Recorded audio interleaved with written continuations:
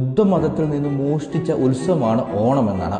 തമിഴ്നാട്ടിലെ ഉത്സവമാണ് ഓണം എന്ന് പറഞ്ഞാൽ നിങ്ങൾ വിശ്വസിക്കുമോ? യഥാർത്ഥത്തിൽ ഇത് വാമനന്റെ വിജയത്തിന്റെ ആഘോഷമാണോ?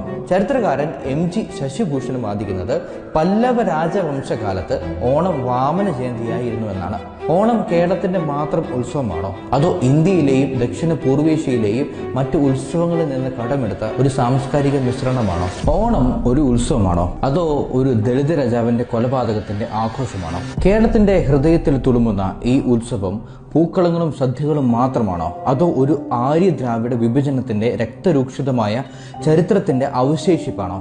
മഹാബലി രാജാവിനെ വഞ്ചിച്ച് പാതാളത്തിലേക്ക് തള്ളിയ വാമനന്റെ കഥ ദൈവിക നീതിയുടെ പ്രതീകമാണോ, അതോ ബ്രാഹ്മണരുടെ കൗശലത്തിന്റെ ക്രൂരമായ ഉദാഹരണമാണോ? ചില ചരിത്രങ്ങൾ പറയുന്നത് ബുദ്ധമതത്തിൽ നിന്ന് മോഷ്ടിച്ച ഉത്സവമാണ് ഓണം എന്നാണ്. എന്തിനേറെ പറയണം, ഓണക്കോടിയും സെറ്റ് സാരിയും ഓണത്തപ്പൻ പോലും അടിച്ചു മാറ്റിയതാണ് എന്ന് ഞാൻ പറഞ്ഞാൽ നിങ്ങൾ വിശ്വസിക്കുമോ? എന്തിനേറെ പറയണം, തമിഴ്നാട്ടിലെ ഉത്സവമാണ് ഓണം എന്ന് പറഞ്ഞാൽ നിങ്ങൾ വിശ്വസിക്കുമോ? കേരളത്തിന്റെ ഓണം ഉത്സവം മഹാബലി രാജാവിന്റെ ഭരണകാലത്തെ ആഘോഷിക്കുന്നതായി പറയപ്പെടുന്നു. എന്നാൽ ഈ കഥയുടെ ആഴങ്ങളിലേക്ക് ഇറങ്ങുമ്പോൾ ഒരു വലിയ വഞ്ചനയുടെ, കൂട്ടക്കൊലപാതകങ്ങളുടെയോ അടിച്ചമർത്തലിന്റെയോ കഥയാണ് വെളിപ്പെടുന്നത്. ഇത് ദൈവിക നീതിയാണോ, അതോ ഒരു വഞ്ചനയുടെ കഥയാണോ?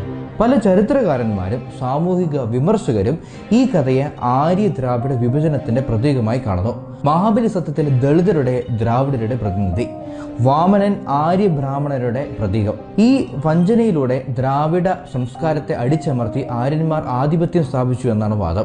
ജ്യോതിരാവ് ഫൂലെ പോലുള്ള ദളിത് ചിന്തകർ ഈ കഥയെ ബ്രാഹ്മണരുടെ ക്രൂരതയുടെ ഉദാഹരണമായി ചൂണ്ടിക്കാട്ടുന്നു. അവരുടെ അഭിപ്രായത്തിൽ മഹാബലി ഒരു ദളിത ബഹുജൻ രാജാവായിരുന്നു.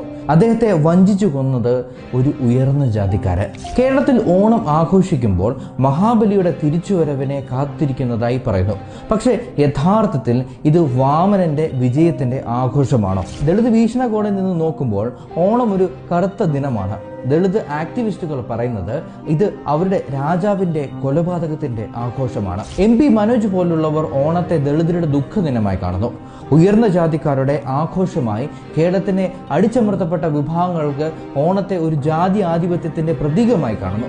അവരുടെ ചരിത്രത്തെ മറച്ചു വെക്കുന്ന ഒരു പുരാണം. ഈ പുരാണത്തിന്റെ ആഴങ്ങൾ പരിശോധിക്കുമ്പോൾ ഇന്ത്യൻ ചരിത്രത്തിലെ വലിയ വിഭജനങ്ങൾ വെളിപ്പെടുന്നു. ആര്യൻ ഇൻവേഷൻ തിയറി, ദ്രാവിഡരെ അടിച്ചമർത്തിയ ആര്യന്മാരുടെ കഥ, ഇതെല്ലാം മഹാബലി കഥയുമായി ബന്ധപ്പെട്ടിരിക്കുന്നു.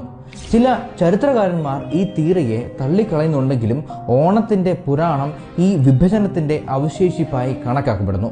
നിങ്ങളിന്ന് കേൾക്കാൻ പോകുന്നത് കേരളത്തിന്റെ